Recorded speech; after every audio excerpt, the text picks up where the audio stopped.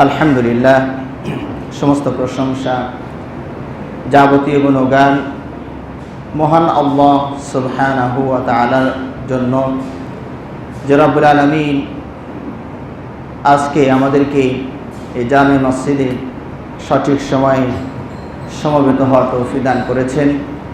সেজন্য তার কৃতজ্ঞতা এবং শুকরিয়া জানাচ্ছি, আলহামদুলিল্লাহ।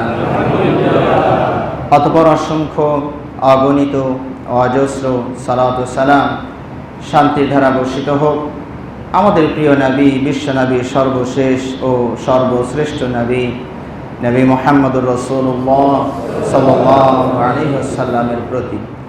সমবেত সম্মানিত মুসলিমবৃন্দ, আজকের এই পবিত্র খুতবায় আমি আপনাদের সামনে যে বিষয় নিয়ে আলোচনা করার ইচ্ছা পোষণ করি সেটি হচ্ছে ধর্ষণ প্রতিরোধে ইসলাম। আজকে এই বিষয়টি ব্যাপক আকার ধারণ করেছে। যত্র তত্র, যেথা সেথা, এমনকি মানুষ যেটাকে কিছুটা নিরাপদ মনে করছিল বাড়ি ঘর, সেই বাড়ি ঘরের ভিতরেও চড়াও হচ্ছে দুর্বৃত্তরা, অঘটন ঘটাচ্ছে।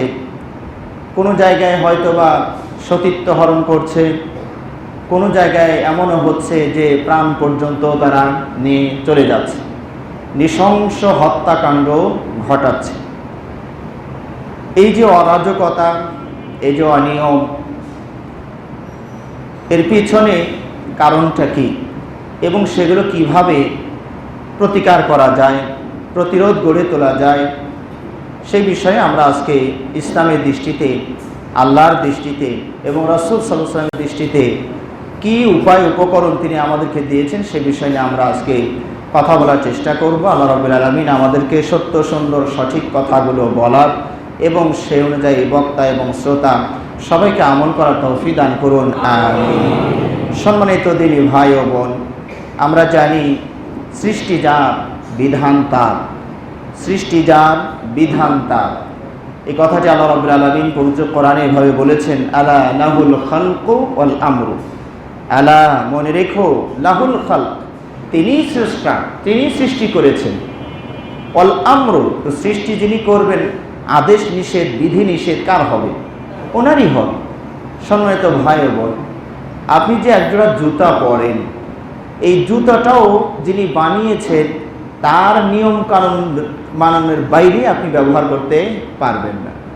যিনি জুতাটা বানিয়েছেন, ডাইন পাটা ডাইন পায়ে ঢুকাইতে হয়, বাম পাটা বাম পায়ে দিতে হয়। সামনে যেভাবে আছে পিছন দিক থেকে সামনে ঢুকাইতে হয়, উল্টা করেও পরা যায় না।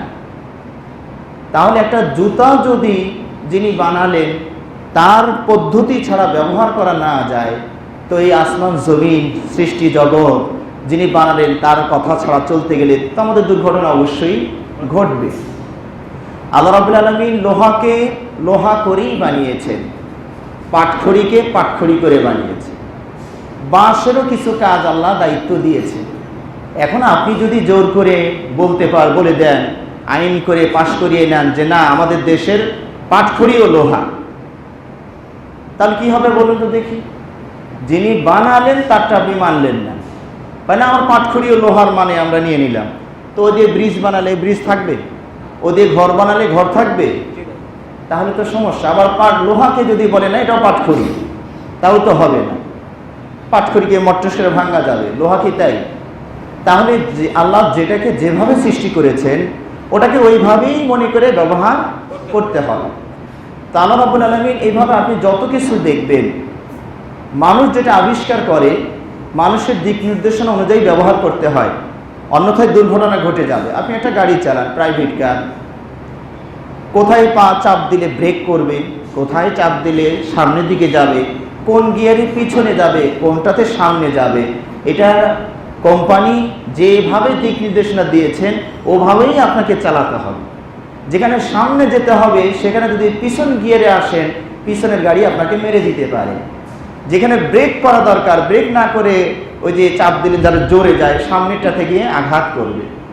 তাহলে এই বস্তুগুলো যারা তৈরি করেছেন তাদের দিক নির্দেশনা অনুযায়ী বস্তুটাকে ব্যবহার করতে হয়। এটা আপনি টাকা লাখ লাখ টাকা পরিশোধ করেছেন, কিছু আসে যায় না, মালিকও আপনি হয়েছেন, কাগজপাতি দলিলপত্র সব আপনার, তারপরও কথা ওনারটাই শুনতে হবে। ওই জাপান থেকে যেটা লিখে দিবে ওই অনুযায়ী গাড়িটা চালাতে হবে, কোম্পানি যা বলবে সেভাবেই চালাতে হবে।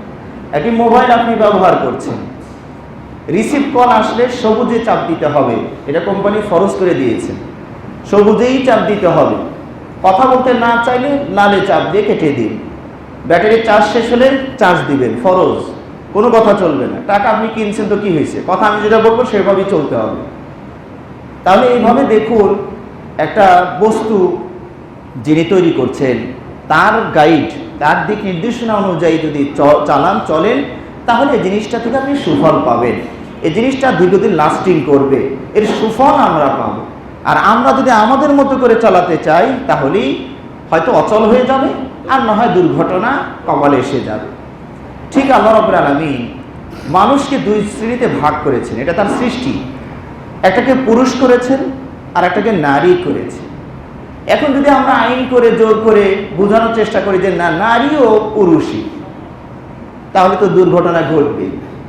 আবার পুরুষ নারীর মতোই, একই তো সৃষ্টি, একই মায়ের সন্তান, সমান সমান সব ক্ষেত্রে, তাহলেই দুর্ঘটনা ঘটবে।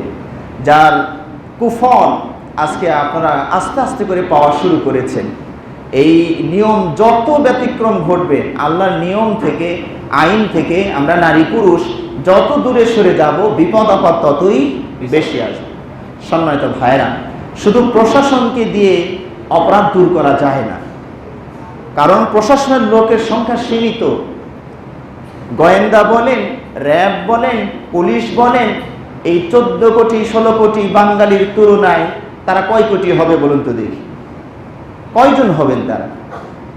তাহলে প্রত্যেকটা মানুষের সাথে যদি ওনারা থাকতে পারতেন, তাহলে সর্বক্ষণ, তাও টয়লেটে গেলেও আছেন, তারপরে রুমে গেলেও আছেন, সর্বত্র যদি প্রশাসনের লোক রাখা যায়, তাহলে কিছুটা হয়তো নিরাপত্তা পাওয়া যাবে।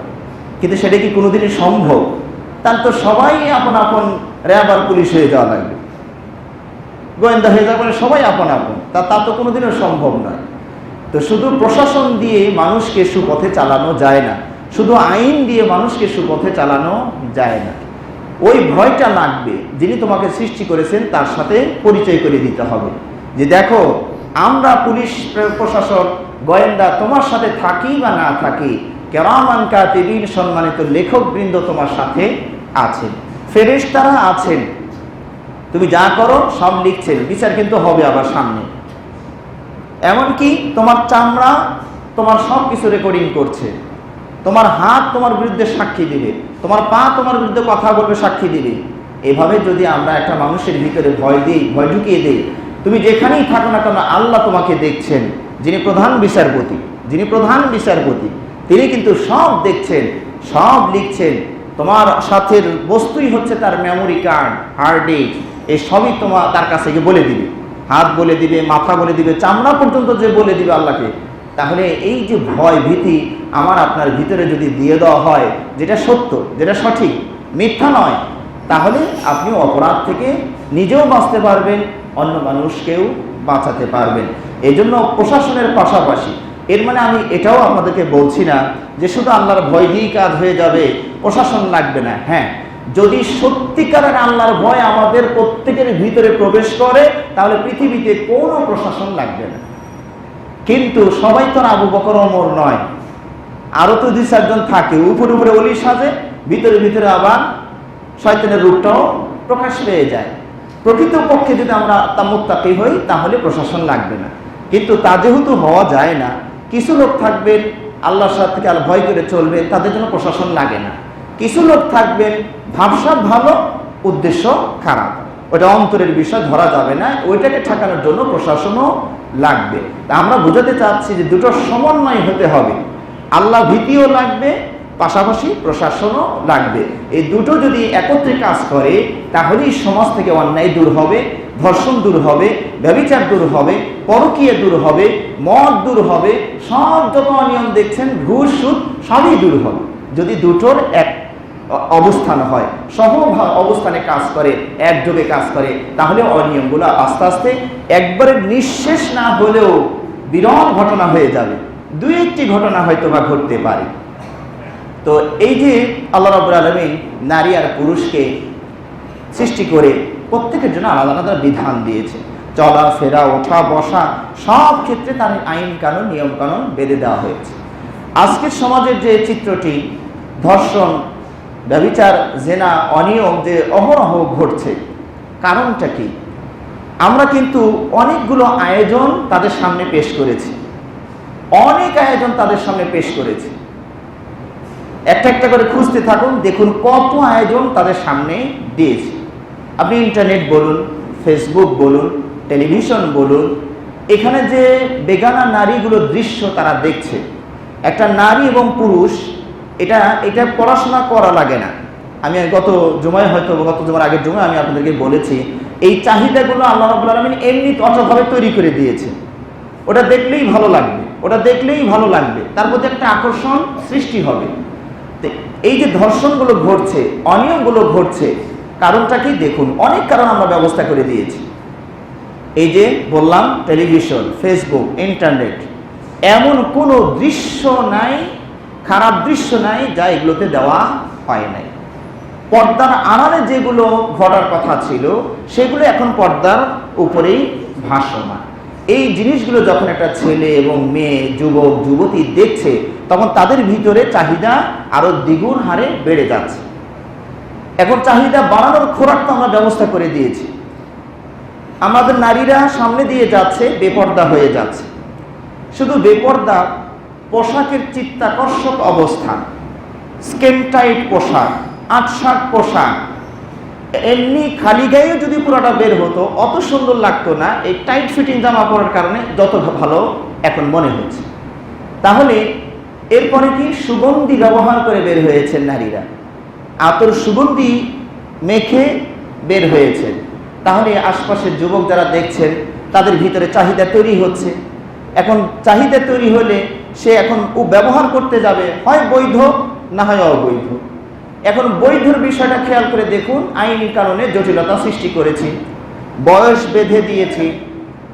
18-র আগে কোনো কথা বলতে পারবে না, 16-র আগে কোনো কথা বলতে পারবে না, 22-এর আগে কোনো কথা বলতে পারবে না।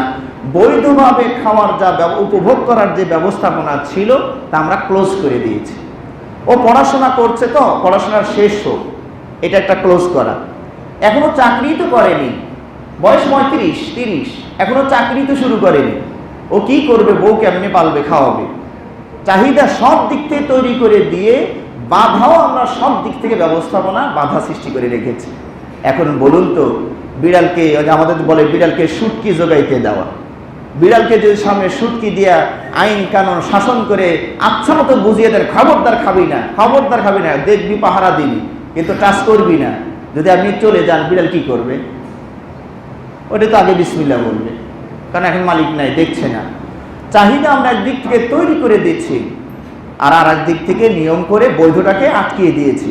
তাহলে এই যে একটা বিপরীতমুখী অবস্থান, এই অবস্থানের কারণে এই দুর্ঘটনাগুলো বেশি ঘটছে। আল্লাহ নবী সাল্লাল্লাহু আলাইহি ওয়াসাল্লাম রাস্তায়, তার সামনে একটা নারী চোখ পড়ে গেল। খেয়াল করে দেখুন, আল্লাহ নবী সাল্লাল্লাহু আলাইহি ওয়াসাল্লামের যদি এই অবস্থা হয় তা আপনার আমার কি হতে পারে? চিন্তা করেছে? আল্লাহ নবী সাল্লাল্লাহু আলাইহি ওয়াসাল্লামের একটা নারীর প্রতি চোখ পড়ে গেল, কিছুটা ভালো লাগলো, নারীটা ভালো, দেখতে সুন্দর, মনে হয় ভালো। তখন সঙ্গে সঙ্গে তিনি তার বিবির কাছে চলে গেলেন, প্রয়োজনটা সেরে আসে। আসার পরে সাহাবাদেরকে বললেন, সাহাবারা, তোমাদেরও যদি কোনো নারী চোখ পড়ার কারণে চাহিদা তৈরি হয়ে যায়, তাহলে তোমরা তড়িঘড়ি করে তোমাদের বিবির কাছে চলে যেও, কারণ তোমার বিবির কাছে যা আছে ওই চলন্ত মহিলাটার কাছেই তাই আছে। একটা নবী সাল্লাল্লাহু আলাইহি ওয়াসাল্লামের যদি এই যে একটা মনোভাব, হয়তো বা আমি মনে করি আল্লাহ ওনার ভিতরে এটা জেগে দিয়েছেন, নাহলে মাসাটা বলা সুবিধা হইতো না। কিছু কাজ নবী সাল্লাল্লাহু আলাইহি ওয়াসাল্লামকে দিয়ে আল্লাহ ঘটিয়েছেন। মুসা আলাইহিস সালাম ওই যে শুআয়ব আলাইহিস সালামের মেয়ের ডাকতে পাঠালেন যে যাও, যে ছেলেটি তোমাদেরকে পানি পান করায় দিল। মেয়ে বলল যে ছেলেটি আমাদের উপকার করেছে, তাকে কিছু প্রতিদান, পুরস্কার, একটু মজুরি দেওয়া দরকার। তো মেয়েকে ডাকতে পাঠান, যাও ছেলেটাকে ডেকে নিয়ে আসে। ছেলেটাকে ডেকে নিয়ে আসছে। আমাদের নিয়ম তো এইটাই যে মেয়ে সামনে যাবে, আমরা পিছনে পিছনে যাব, কারণ আমি তার বাড়ি ঘর চিনি না। রাহবর যিনি থাকেন তিনি তো সামনেই যাবেন, এটি তো স্বাভাবিক নিয়ম। উনি সামনে যেতে থাকবেন, আমি পিছনে পিছনে যাব। কিন্তু মূসা আলাইহিস সালাম কি বললেন যে বোন তুমি পিছনে হাঁটো, আমাকে সামনে যেতে দাও, আর কোথায় গিয়ে ডাইনের বামে যেতে হবে আগে একটু বলে দিবা। সুবহানাল্লাহ, সুবহানাল্লাহ। একটা মেয়ে সামনে দিয়ে হাঁটবে, নবী তাও মূসা আলাইহিস সালাম, তিনিও নিরাপত্তার ব্যবস্থা করছেন যে সামনে গেলে যদি চোখ পড়ে যায়, হাঁটবে, বাতাসে কাপড়টা একটু উঠবে, পায়ের গোড়ালিটা বের হয়ে যেতে পারে, হাতের আঙ্গুলগুলো চোখে পড়ে যেতে পারে, হাঁটার ধরনটাও আকর্ষণ করে ফেলতে পারে। পুরুষ তো, মেয়ে হলেও একটু ধৈর্য ধারণ করবে। হয়তো বলতে পারেন যে আচ্ছা মেয়েকে যে পিছনে দেওয়া হলো তারও তো একটা মন আছে, তিনিও তো মূসার মন দেখে অনেক জল্পনা কল্পনা করে ফেলতে পারেন। তো ঘটনা তো দুর্ঘটনা দুই দিক থেকেই ঘটতে পারে। তো মূসা শুধু নিরাপত্তা নিলেন, মেয়েটার নিরাপত্তা কোথায়? কিন্তু ভাইয়েরা, মেয়েরা লাজুক হয়ে থাকে, মনের ভিতরে যাই ঝড় উঠুক, ওই আগে আগ বাড়িয়ে টাচ করা, ধরে ফেলা, এই চরিত্রটা সাধারণত মেয়েদের ভিতরে নাই। মনের ভিতরে যা ঝড় হচ্ছে ওখানেই শেষ হয়ে যাবে, সে প্রকাশ করে না, মুখ দিয়েই বলতে চায় না কাজ করবে কখন, হাতে ধরবে কখন। কিন্তু পুরুষের বেলায় তো অন্যরকম। যখন তার এগুলো সব জাগ্রত হয়ে যাবে আর দেখলো যে মরুভূমি, আশপাশে কেউ নাইও, তাহলে ধরে ফেলি তার, কারণ ও তো দুর্বল, ধরে ফেলে তো আর ছুটতেও পারবে না। এই জন্য মূসা আলাইহিস সালাম নিজের নিরাপত্তা, তারও নিরাপত্তা, মহিলারও নিরাপত্তা হলে, ওনারও নিরাপত্তা হলে। তাহলে এইভাবে দেখুন যে ইসলাম যে আমাদেরকে ব্যবস্থাপনাগুলো দিয়েছিল সেগুলো যদি আমরা মেনে চলতাম তাহলে আমাদের সমাজে দুর্ঘটনাগুলো ঘটতো না। অহরহ ঘটনায় একটা যার ঘটে যায় সে না বোঝে যে এটার মারাত্মকতা কত বেশি, সারাটা জীবন তার জ্বলতে থাকতে হবে এই দুর্ঘটনা, এই গ্লানি মাথায় করে নিয়ে চলতে হবে। চলা ফেরা, ওঠা বসা, মন মানসিকতা সব তার নষ্ট হয়ে যাবে। আল্লাহ আমাদেরকে বোঝার তৌফিক দান করুন। সম্মানিত ভাইয়েরা, এই অপরাধটা ধর্ষণ বলুন আর আপোষেই বলুন, ধর্ষণ তো আপনারা বোঝেনি, এক পক্ষ রাজি থাকে আর এক পক্ষ রাজি থাকে না, আর যেটা উভয়ের সম্মতিতে অনিয়মে হয়, এই দুটোই ইসলাম অপছন্দ করেছে এবং ঘৃণা করেছেন। আল্লাহ এবং তার রাসূল সবাই ঘৃণা করেন। একদিন সাদ রাদিয়াল্লাহু আনহু নবী সাল্লাল্লাহু আলাইহি ওয়াসাল্লামকে বলছেন, ইয়া রাসূলুল্লাহ, আমি যদি আমার স্ত্রীর সাথে আর কাউকে দেখতে পাই তাহলে কোনো বিচারের তোয়াক্কা করব না, একদম তরোয়ালের ধারালো সাইড দিয়ে মেরে দিব। সাদ রাদিয়াল্লাহু আনহু বলছেন তরোয়ালের ধারালো সাইড দিয়ে, পাতাইলে ওই পিছন সাইড দিয়ে মারবো না, একটা কোপ দিব যাতে করে দুই ভাগ হয়ে যায়। আল্লাহ নবী সাল্লাল্লাহু আলাইহি ওয়াসাল্লাম বলছেন, তোমরা সাদের মর্যাদা বোধ দেখে আশ্চর্য হচ্ছ, সাদের চেয়েও আমি বেশি মর্যাদা বোধ সম্পন্ন, আবার আমার চেয়েও আল্লাহ বেশি মর্যাদা বোধ সম্পন্ন। এই জন্যই তো তিনি ক্ষুদ্র ক্ষুদ্র অনিয়মগুলো নিষেধ করে দিয়েছে। আল্লাহর ওই মর্যাদা বোধ আছে। মর্যাদা বোধ বলতে আমি আপনাদেরকে বোঝাতে পারলাম কিনা, মর্যাদা বোধ হচ্ছে এরকম, একজন দেখবেন কিছু কিছু যুবক আমাদের আছেন, তার স্ত্রী তার মেয়ে যদি জানালার পর্দা খুলে একটু তাকিয়েছেন আর উনি যদি খেয়াল করেন, শাসন শুরু হয়ে যাবে, এই কি দেখছে এটা? তার মানে আমার মেয়ে, আমার স্ত্রী আমার জানালা ফাঁক দিয়ে আবার কাউকে দেখছে, অন্য জায়গায় তাকাচ্ছে কেন, তার মাইন্ডে লেগে যাবে। এটার নামই হলো মর্যাদা বোধ। এইটুকুই তার মানে লেগেছে, আঘাত করেছে, কেন তুমি তাকাবা ওখানে। আবার আরেকজন একটা বেপর্দা হয়ে কাপড় কোথায় আছে না আছে বের হয়ে ঘুরে বেড়াচ্ছে, ওই পুরুষটা মানে একটু লাগেই না, একটু লাগে না। তার মানে তার মর্যাদা বোধটা কম আছে, তার মর্যাদা বোধ কম আছে। তা আল্লাহর মর্যাদা বোধটা অনেক বেশি, এই জন্যই তো তিনি সব অন্যায়কে হারাম করে দিয়েছে। অনেকেই আছেন একটা শক্ত করে কথা বললেও ওনার মানে লেগে যায়, হ্যাঁ উনি আমাকে এইভাবে কথা বললেন। আর আরেকজনকে জুতা ফেটা করলেও ভাই কি করছে, দুটো বাড়িই নেই দিছে, এদিকে আমার কি হয়েছে, আমার কিছু হয়েছে নাকি? দেখেছেন মানটা কত কম বেশি। তো যে যুবক, যে পুরুষ তার নারীদের ব্যাপারে সামান্য পরিমাণ বেপর্দা, সামান্য পরিমাণ অনিয়ম সহ্য করে না, সেই পুরুষ হলো আসল পুরুষ। আর ওটা কিছুটা নারীর মানে চলে গিয়েছে, মানটা কমে গিয়েছে, হ্যাঁ লস হয়ে গিয়েছে। এখানে দুর্ঘটনা ঘটার সম্ভাবনা অনেক বেশি। আল্লাহ আমাদেরকে বোঝার তৌফিক দান করুন। সম্মানিত ভাইয়েরা, এই অনিয়ম দূর করার জন্য ইসলাম অনেকগুলো ব্যবস্থাপনা দিয়েছে। ডাক্তার জাকির নায়েকের বক্তব্য যারা শুনেছেন তারা জানেন যে তাকে যখন কেউ প্রশ্ন করলেন যে সব ধর্মই তো ভালো কথা বলে, সব ধর্মই তো অন্যের বিরুদ্ধেই কথা বলে, কোনো ধর্ম তো এই কথা বলে না যে চুরি করা জায়েজ, তো দূরের অত্যন্ত দূরের কথা জায়েজও কেউ বলে না, কোনো ধর্মই বলে না, কোনো ধর্মই বলে না খুন করা জায়েজ, স্বাভাবিকভাবে খুন করা জায়েজ, অত্যন্ত দূরের কথা। তো সব ধর্মই তো ভালো কথা বলে, তা আপনি কেন শুধু ইসলামের পক্ষে সাফাই গান?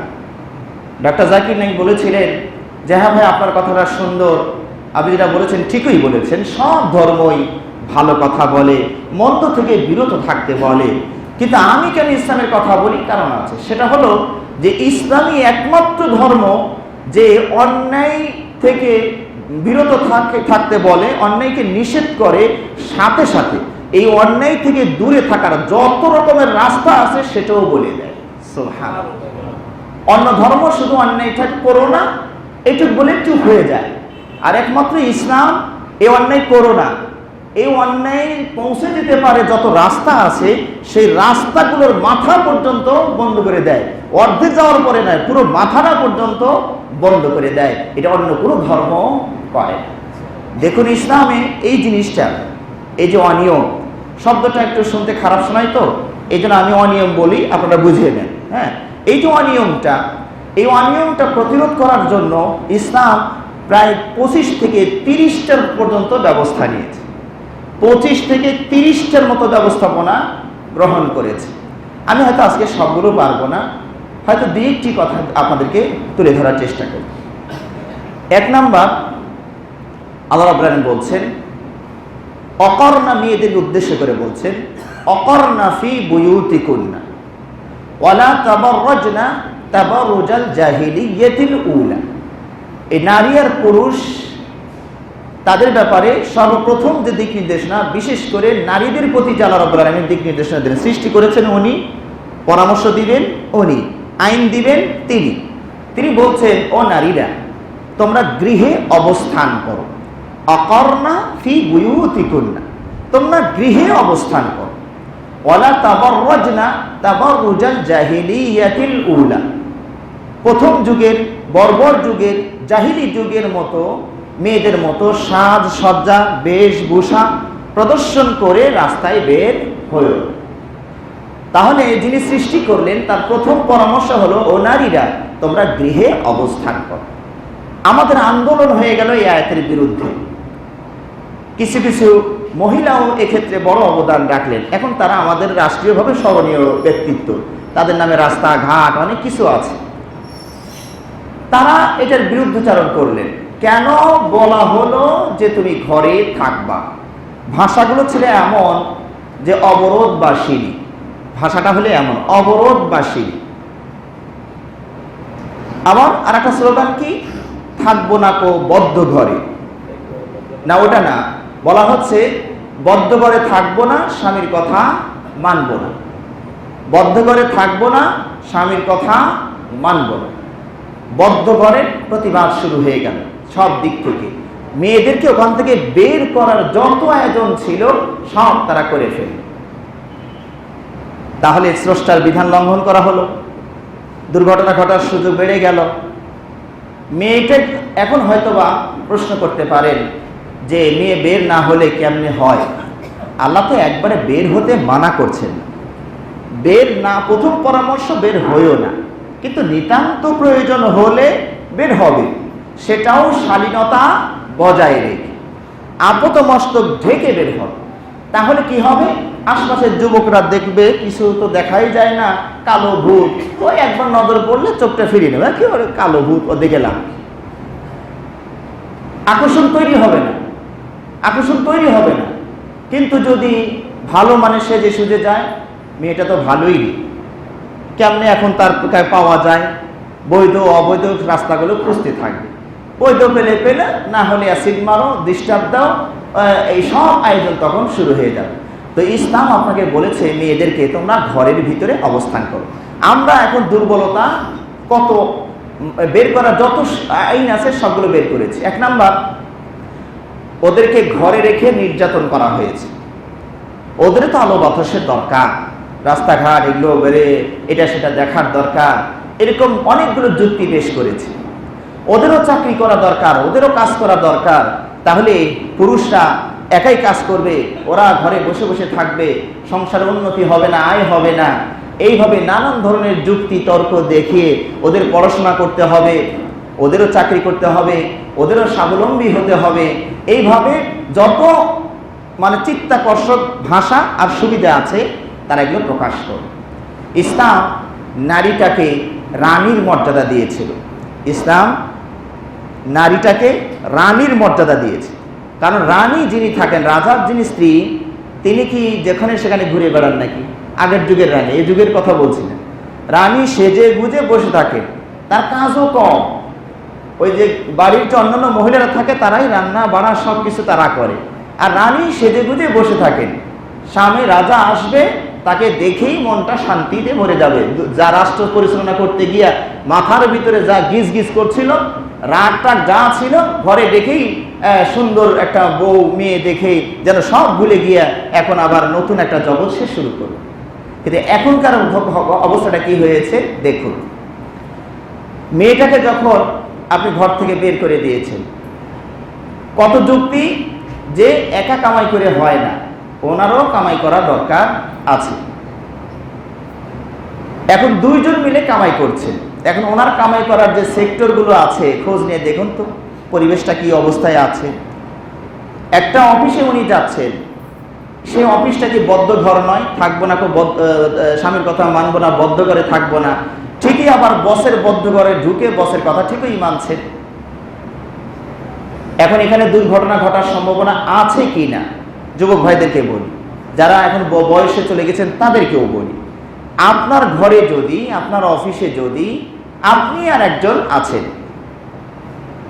এই জায়গায় কোনো রকমের দুর্ঘটনা ঘটার সম্ভাবনা আছে না নাই? শান্ত মাথায় চিন্তা করুন, আমার কাউকে উত্তর দেওয়ার দরকার নেই, ব্রেন খাটান। সম্ভাবনা আছে না নাই? আমার এক ওস্তাদ বলছিলেন যে ওনার এক বন্ধুর সাথে সাক্ষাৎ হলো। কি করো? মদিনায় থাকি, গাড়ি টাড়ি চালাই, কামাই কাজে করি। তোমার স্ত্রী কোথায়? বাড়িতে। বাড়িতে আর কে আছেন? ভাই আছেন, মা আছেন। তো তোমার স্ত্রীর জন্য কি কোনো সমস্যা মনে করো না? না, কি সমস্যা? সমস্যা তেমন মনে করি না। তো আমার ওস্তাদ আবার পাল্টা প্রশ্ন করলেন, আচ্ছা বাড়িতে যদি তুমি আর তোমার ভাবি শুধু থাকে, আর কেউ নাই, তাহলে কি দুর্ঘটনা ঘটতো? হ্যাঁ, 100 বার ঘটতো। তাহলে তুমি যখন নিজেকে দিয়ে ঘটার চিন্তা মনে করছো, তো তোমার ভাইকে আমার ফেরেশতা মনে করলা কি করে? সেখানে কি দুর্ঘটনা ঘটতে পারে না? কিন্তু আমরা ওই অনুভূতিটা হারিয়ে ফেলি। আমাদের যখন বয়স হয়ে যায়, আমরা তখন ওই যুবকদের অবস্থাটা ভুলে যাই। আমার যুবক অবস্থায় আমার কি মন মানসিকতা ছিল, ওইটা আমরা অনেকেই বিস্মৃত হয়ে যাই, ভুলে যাই। সম্মানিত ভাইয়েরা, এইভাবে নারীদেরকে বের করেছেন, চাকরির কথা বলে, পড়াশোনার কথা বলে মেয়েদেরকে বের করলেন। মেয়েও পড়াশোনা করতে হবে। কেন? স্বাবলম্বী হবে, কামাই করবে। প্ল্যাটফর্ম সবগুলো আপত্তিকর, আপনারা সব দেখছেন। আমি যেটা মনে করি যে আমরা আমাদের মেয়েদেরকে পড়াশোনা করাচ্ছি এই নিয়তে যে ওকে আমরা এমন একটা ছেলের হাতে তুলে দিব যে ছেলেটা ওকে চালাইতে পারবে না। এমন একটা দুর্বল ছেলের হাতে তুলে দিব, অক্ষম ছেলের হাতে তুলে দিব যে ওই ছেলেটা এইটা মেয়েটাকে লালন পালন করতে পারবে না। কাজে মেয়েও যেন কিছু করে সংসারটা চালানোর চেষ্টা করে। সম্মানিত ভাইরা, আর আমি মনে করি ইসলামের আলোকে যে একটা ছেলে শুধু একটা মেয়েকে নয়, 4টাকে লালন পালন করার মতো ক্ষমতা, পাওয়ার আল্লাহ দিয়ে রেখেছেন। কিন্তু ওই অনুভূতিটা আমরা মেরে ফেলেছি, ওই অনুভূতি জাগ্রতই করছি না। তো কাজ হবে কি করি? শুধু 4টা কেন, এই 4টা থেকে যে উৎপাদন আসবে, ইসলামের যুগে খেয়াল করে দেখুন, এক একজন যদি 5টা করেও বাচ্চা দিয়ে দেয়, তো 4 5 20টা হবে। যদি 10টা করে গড়ের পর্দায় দিয়ে দেয়, তাহলে 4 10 40টা সন্তান হবে। তাহলে আল্লাহ রাব্বুল আলামিন এই একটা পুরুষকে এই পরিমাণ ক্ষমতার পাওয়ার দিয়ে রেখেছেন যে ওর একা কামাই দিয়ে ওরটা চলবে, ও 4টার চলবে, ওই 4টা থেকে যারা 40টা আসবে ওইটারও চলবে। সুবহানাল্লাহ বিহামদিহি সুবহানাল্লাহ। কিন্তু সেই অনুভূতি আমরা কাজ করছি না। আজও সমাজে এমন মানুষ কি নাই আপনাদের চোখে কি পড়ে না, যে তার পরিবারের 10 জন সদস্য, অথচ উনি একা কামাই করে ওটাকে চালান? এরকম কি পরিবার আমার সমাজে, আপনাদের সমাজে চোখে পড়ে না? সম্মানিত ভাইরা, এই 10 জনের রিজিকের ব্যবস্থা আল্লাহ আপনাকে মিডিয়ে করেছেন। এই 10 জনের রিজিকের ব্যবস্থা অবশ্যই আল্লাহ আপনার মাধ্যম দিয়ে পাঠাবেন এই বাড়িতে। আল্লাহ নবী সাল্লাল্লাহু আলাইহি ওয়াসাল্লাম বলছেন, ইন্নামা তুরযাকুনা বিদুআফাইকুম, ইন্নামা তুরযাকুনা বিদুআফাইকুম, তোমাদের অধীনস্থ দুর্বলদের কারণেই তোমাদের রিজিকে বরকত দেওয়া হয়। আপনার স্ত্রী দুর্বল, ঘরে বসে আছে, ওই কখন স্বামী একটু মাছ নিয়ে আসবে, স্বামী একটু গোশত নিয়ে আসবে, তরকারি নিয়ে আসবে, ওটা রান্না বাড়া করে উনিও খাবেন, ওনার স্বামীকেও খাওয়াবে। বাচ্চা কাচ্চাগুলো দুর্বল, কামাই করতে পারে না, বাবের উপরে চেয়ে আছে, বসে আছে। এই যে দুর্বলগুলো ঘরের ভিতরে আছে, এই দুর্বলগুলোর রিজিকটা আল্লাহ আপনার মাধ্যম দিয়েই এই ঘরে পৌঁছাবে। সুবহানাল্লাহ। ওই ছেলে মেয়েগুলো তো রিজিক ছাড়া আসে নাই। যখন মায়ের পেটে 4 মাস 10 দিন বয়স হয়ে যায়, তখনই তো ফেরেশতা অনুমতি নিয়ে বাজেটটা করে ফেলে। পেটে দুনিয়াতে আসার আগেই খাবার তো স্তনে জমা করে রাখছেন আল্লাহ, যে কখন আসবে, এসে যেন খাবার কষ্ট না হয়। তখন আপনি কিছুই খাওয়াইতে পারবেন না, কিছুই পারতেন না। আল্লাহ রাব্বুল আলামিন বাজেট করেছেন, সাথে সাথে গুদামে স্টক করে রেখে দিয়েছে। তাহলে তার রিজিকের ব্যবস্থা আল্লাহ করে রেখেছেন। এখন দেখুন, আমরা এই সত্যগুলোকে ভুলে গিয়েছি। আমরা এই সত্যগুলো ভুলে গিয়ে রিজিকের ফয়সালা যে আল্লাহর উপরে হয় এটাও ভুলে গিয়েছি। হ্যাঁ, একা কামাই হবে না, আরো অনেককে দিয়ে কামাই করতে হবে। আমার কাছে মনে হয় সমাজের এমন অবস্থা হয়ে গিয়েছে ভাইরা, যে স্বামী স্ত্রী দুইজনেই কামাই করছেন, ছেলে মেয়েগুলো অন্যমে চলে গিয়েছে, দেখাশোনা করা, গাইড দেওয়ার মতো কেউ নাই। এমনও হয়েছে স্বামী ঘরে বসে আছে, স্ত্রী কামাই করছে। আমি বলি, প্রশ্ন করি ভাই, আমার বাংলাদেশে, আমার দেশে এত কি চাকরির পোস্ট আছে? যতগুলো শিক্ষার্থী ছাত্র ছাত্রী পড়াশোনা করছে, এরা পড়াশোনা করে যদি বের হয়ে আসে, এদের প্রত্যেককে কি সরকারি চাকরি দিতে পারবেন? এত পোস্ট কি আছে? নাই। বেসরকারিও যদি দেন তাও কি হবে? হবে না। তাহলে লাভটা কি হলো? যদি কাজের পোস্ট অনেক থাকতো, যে পোস্ট পড়ে আছে, তাহলে নারীরাও আসো, কাজ করো, তাহলে একটা কথা ছিল। শুধু যদি পুরুষরাই কাজ করে, তাই তো খেয়ে পরে শেষ করা যাবে না, কাজের পোস্ট এত নাই। তো নারীদেরকে আমরা কেন নামাইলাম? দুর্বিসন্ধি, অনিয়ম ঘটানোর জন্যই এদেরকে আমরা ঘর থেকে বের করে নিয়ে আসছি। এই জন্য মুসলিম যুবকদেরকে সাহসী হতে হবে, হিম্মত মজবুত করতে হবে, যে আমি আমার স্ত্রীকে আমি একক কামাই দিয়ে ওকে খাওয়াবো, ও ঘরে বসে বসে থাকবে, ও রানীর মতো হয়েই থাকবে। সম্মানিত ভাইরা, এই জন্য আল্লাহ রাব্বুল আলামিন বলছেন, ওয়াকরনা ফি বুয়ুতিকুন্না, তোমরা গৃহে অবস্থান করো। নিতান্ত প্রয়োজনে যদি বের হতে হয়, তাহলে আবার বিধি নিষেধ এসে গেল, তাহলে কি হবে? আপদ মস্তক ঢেকে বের হও, আপদ মস্তক ঢেকে বের হও। পর্দা আমরা সবাই কেউ না কেউ কিছু করি। শুধুমাত্র আমেরিকার একটা এলাকার কথা শোনা যায়, সেই এলাকার মানুষ নাকি গায়ে কোনো কাপড় রাখে না। স্বামী স্ত্রী, ছেলে মেয়ে, বাপ বোন, ভাই সব একসেট, মানে আল্লাহ যেভাবে পাঠিয়েছেন, স্রষ্টা যেভাবে পাঠিয়েছেন, তারা ওইভাবেই থাকে। এটা আমেরিকার কোনো একটা অঞ্চলের কথা শোনা যায়, দেখিনি। আল্লাহর কাছে দোয়া করি ওই জাত যেন কোনোদিন চোখের সামনেও না আসে, সরাসরি যেন না আসে, ছবি আকারেও যেন তারা আমাদের সামনে না আসে। এছাড়া বাকি আমরা যারা আছি সবাই কিন্তু পর্দা করি। আমরা ছেলেরাও পর্দা করি, মেয়েরাও পর্দা করি, হয়তো পরিমাণে কম আর বেশি। পর্দা আমরা সবাই করেছি। আজকে মসজিদে আমরা যে পুরুষগুলো এসেছি, সবাই পর্দা করে এসেছি। দেখুন তো, কত জামা পোশাক পরে, সামান্য মুখটার মাথাটা বের করেছেন, তাও টুপি দিয়ে ঢেকেছেন, হ্যাঁ, হাতে কবজিটা বের করেছেন, পাটা একটু বের হয়ে আছে, নাহলে পর্দা তো আমরা করেই বের হয়েছি। আলহামদুলিল্লাহ। নারীদেরকে ইসলাম একটু অতিরিক্ত পর্দার কথা বলেছে। ঘরের ভিতরে থাকো, সমস্যা নাই, তোমার যেমন ড্রেস পোশাক পছন্দ হয়, স্বামীর ঘরে থাকো, তোমার যেমন ড্রেস পছন্দ হয় পরো, সমস্যা নেই। কিন্তু বাহিরে যখন হবে, তখন অবশ্যই পোশাকের বর্ণনা আল্লাহ নবী সাল্লাল্লাহু আলাইহি ওয়াসাল্লাম করে দিয়েছেন, নারীর নিরাপত্তার জন্যই, পুরুষের নিরাপত্তার জন্যই।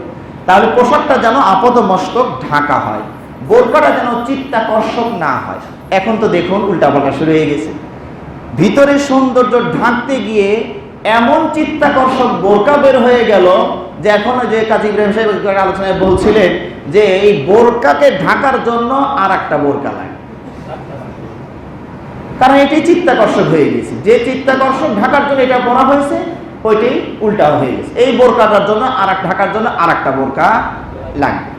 তার ইসলাম এখানে ঢেকে চলতে বললেন। উনি সৃষ্টি করেছেন, উনি যেটা বলবেন সেটাই শুনতে হবে।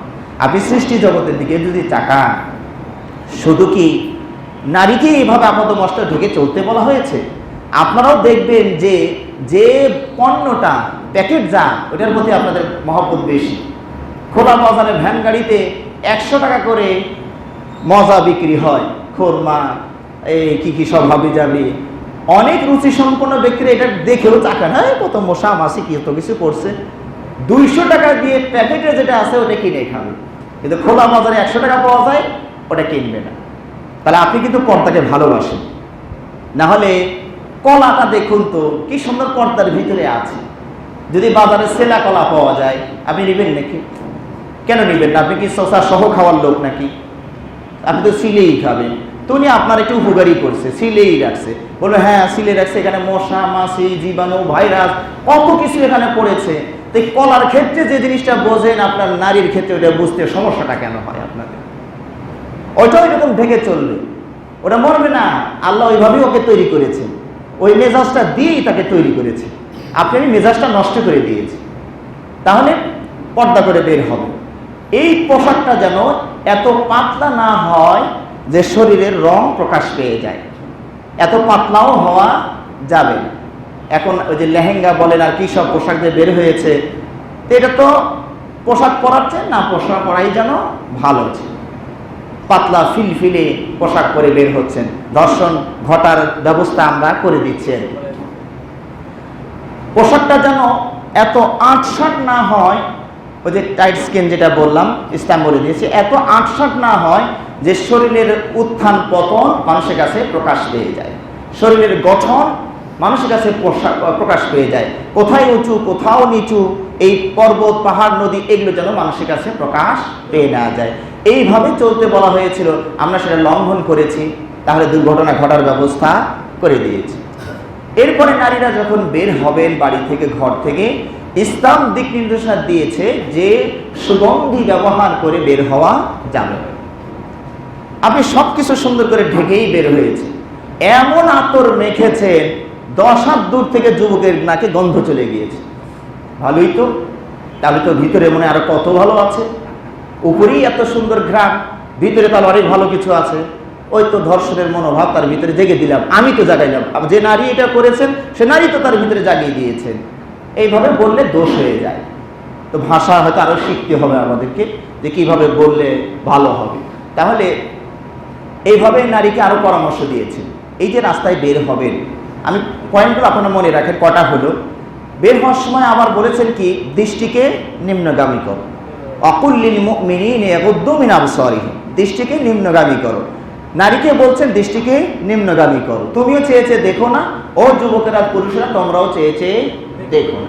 আল্লাহ নবী সাল্লাল্লাহু আলাইহি ওয়াসাল্লাম বলছেন যে তোমার জন্য প্রথম দৃষ্টিটা বইল, লা তুতবি'ন নাযরাতান নাযরাতা ফাইন্না লাকাল উলা ওয়া লাইসাত লাকাল আখিরা। প্রথম দৃষ্টিটা হঠাৎ দৃষ্টি, এটা জায়েজ, কিন্তু পরের দৃষ্টি আর দেওয়া জায়েজ নয়। এর মানে আবার এটা নয়, যেমন ডাক্তার জাকির নাইকি বলেছিলেন যে তার এক বন্ধু একটা নারীর দিকে একধানে চেয়ে আছে, তো বলছে তুমি কি করছো? কয় কেন, আমার নবী তো প্রথমটার অনুমতি দিয়েছেন, প্রথমটার অর্ধেকই তো আমার শেষ হয় নাই, তো প্রথমটার অর্ধেকই চলছে এখন পর্যন্ত। আল্লাহ নবী সাল্লাল্লাহু আলাইহি ওয়াসাল্লাম যে সেন্সে বলেছেন বিষয়টাকে আসলে ওই রকম নাকি। আপনার মলের উপরে যদি পা পড়ে তাহলে আপনি কি করেন? পড়ার সাথে সাথে লাফ মেরে ওঠেন আর বকা দেওয়া শুরু করেন, কোন আল্লাহর বান্দা এটা করছে রাস্তার উপরে? তাহলে পাটা পড়া মাত্র তুলে ফেলেন, নাকি এরকম বলে যান ভোরেই যেহেতু গেছে, দুইতেই যেহেতু হবে, একটু ভালো করে সময় নিয়ে রেখে দিই? আমরা কি এরকম করি নাকি? তো ওই দৃষ্টিটা হবে ওই রকম, পড়া মাত্রই ঘুরে চোখটাকে ফিরিয়ে নিতে হবে। এইটার নাম হলো প্রথম দৃষ্টি। সেই দৃষ্টিটাও হঠাৎ দৃষ্টি হবে। আসলে এই দৃষ্টিটাকে নিম্নগামী করতে বলা হয়েছে। সৃষ্টি করেছেন তিনি, বিধান দিবেনও তিনি। কেন দৃষ্টিকে নিম্নগামী করতে বললেন? বলা হচ্ছে আন-নাযারু বারিদুজ জিনা, চক্ষু হলো ব্যভিচার বা অনিয়মের পিওর। চক্ষু হলো অনিয়মের পিওর মানে তো বোঝেন সবাই, বার্তাবাহক। এই যে একবার চাইলেন, উনিও চাইলেন, আজকে হয়তো এই পর্যন্তই শেষ হয়ে যাবে। কি বলি আবার যদি বেজাল লাগে, চাহিদা দুজনের ভিতরে চৈতি হয়ে গেল। এখন কি এরপরে কি কবি বলছেন, কবির ভাষায়, নাযরাতুন ইবতিসামুন ফাসালামুন ফাকালামুন ফামাউইদুন ফালিকা। আরবি দিয়ে বলেছে, প্রথমে দর্শন, তারপরে মুস্কি হাসি। সিরিয়াল আছে, একবারে সবকিছু তো করা যায় না। প্রথমে দর্শন, তারপরে মুস্কি হাসি, এরপরে আরেকদিন একটু সালাম, আসসালামু আলাইকুম আপা, ভালো আছেন, আজকে এইটুকুই। এরপরে গতকাল সালাম দেওয়া হয়েছে, আজকে তো পরিচয় মোটামুটি হয়েই গেছে। ফাকালামুন, আবা কেমন আছেন, ভালো আছেন, বাড়িতে আছেন, কই আছেন, না খাচ্ছেন, খবর টবর নেওয়া শুরু হয়ে গেল। এরপরে মাওয়াইদুন, তাহলে একটু পরিচয় যেহেতু হয়েই গেছে, কথাবার্তা হয়, জানি ভালো ছেলে ভালো মেয়ে, একটু চা খাই না, চলেন যে একটু হোটেলে একটু চার ব্যবস্থা করি। এরপরে মাওয়াইদুন, প্রতিশ্রুতি দিয়ে চা খেতে গেলেন, তারপরে লেকাও, পরের দিন আবার বিশেষ লিভ টুগেদারের সাক্ষাৎও মানে মাওয়াইদও এসে যান। শুরু হলো কি দিয়ে বলুন তো? শুরু হলো কি দিয়ে? চক্ষু দিয়ে। এই জন্য যারা দৃষ্টি প্রতিবন্ধী তাদের দ্বারা এই ঘটনাটা ঘটে না। দৃষ্টি প্রতিবন্ধী তো দেখতেই পায় না, তো কেমনে আসে? হ্যাঁ, যখন তার সামনে বিবি আকারে কাউকে দিয়ে দেওয়া হয় তখন হয়তো খুঁজে টুজে কোনো হয়তো ফায়দাটা নেওয়ার চেষ্টা করে, কিন্তু ওই দৃষ্টি প্রতিবন্ধী হওয়ার কারণে ওর দ্বারা এই অনিয়মটা ঘটছে না। সুবহানাল্লাহ। এই জন্য দৃষ্টিকে নিম্নগামী করতে বলেছে। যুবকদেরকে বলেছেন এই অনিয়ম দূর করার জন্য রাস্তায় বসে থেকো না, ইয়াকুমুল জুলুসা বিতুরকাত, রাস্তায় বসে থাকবা না। কারণ আপনি কাজ নাই, রাস্তায় বসে আছেন, তো আপনি তো খালি দেখছেন আর ছবি নিচ্ছেন। ছবি মানে ক্যামেরা না আগে না, চোখই ছবি, এটা গেল ছবি নিলেন, এটা গেল ছবি নিলেন, মন সব নষ্ট হয়ে যাচ্ছে, তাই না? তাহলে এই যে দেখুন, তাহলে রাস্তায় বসে থাকা অনর্থক, প্রয়োজন ছাড়া রাস্তায় বসবেন না। বসলেও আল্লাহ নবী সাল্লাল্লাহু আলাইহি ওয়াসাল্লাম বলছেন, যদি বসতেই হয় তাহলে 6টা হক আছে, হকগুলো দিবা, তার মধ্যে একটা দৃষ্টিকে নিচের দিকে দিয়ে রাখ, এই দিক করে ওপেন করে রেখো না। এভাবে নারীদেরকে আরো পরামর্শ দিয়েছেন যে একা সফর করবে না, দূরের কোনো সফর, যেটা সফরের রাস্তা, একা করবে না। আমি মাঝে মাঝে ড্রাইভার হেল্পারও সুযোগ সুবিধা নিয়ে নেয়, তা আমি এটা নিজেই বুঝতাম না, এটা কেমনে হয়? একটা গাড়ির ভিতরে 56 জন মানুষ থাকে, 40 জন 20 জন থাকে, এর মধ্যে এই ঘটনা কেমনে ঘটে? তা আমার একজন বুঝলেন, সাহেব আপনি এটা মনে হয় বুঝতে পারছেন। আসলে একটা মেয়ে যখন গাড়িতে ওঠে, ধরুন আপনি আপনার মেয়ের স্ত্রীটাকে খুলনার টিকিট কাটিয়ে দিয়েছেন, গাড়িতে প্যাসেঞ্জার ভরপুর হয়ে আছে, আপনি কি জানেন যে সবগুলো প্যাসেঞ্জার খুলনায় নামবে?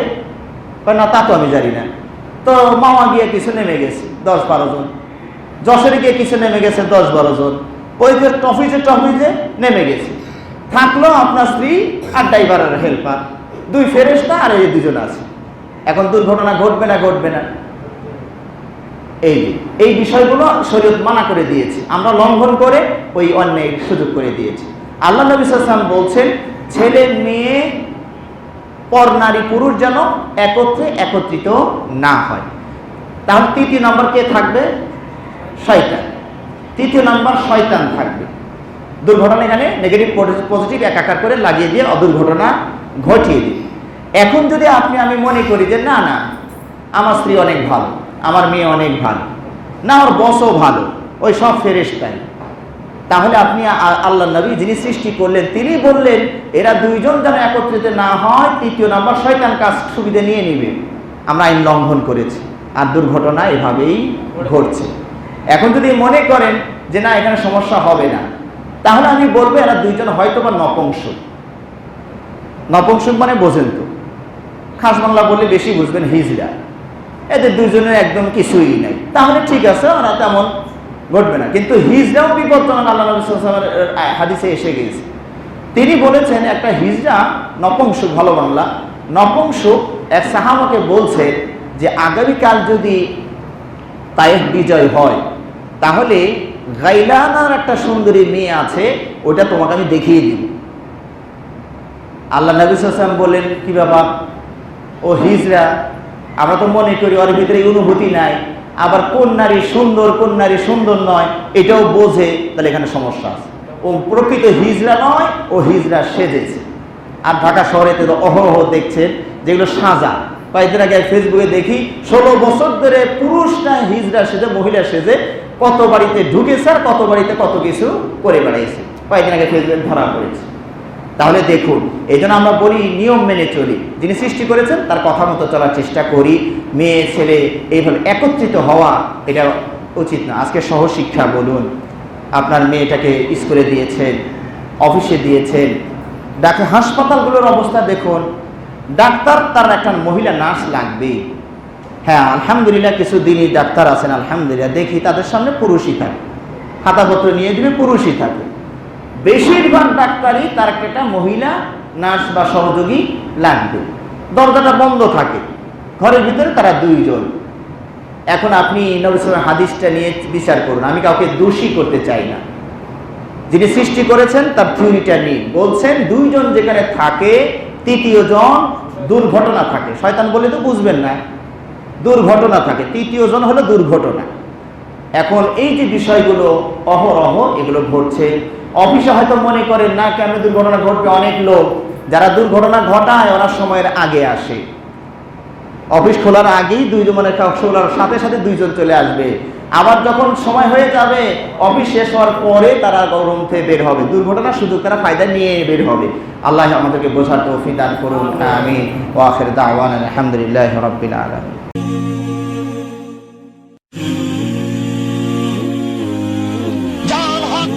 সত্য, চলে গেছে মিথ্যে। ইন্নাল বাতিলা নিশ্চয় মিথ্যে, কানা যাহুকা চিরদিন মিথ্যে।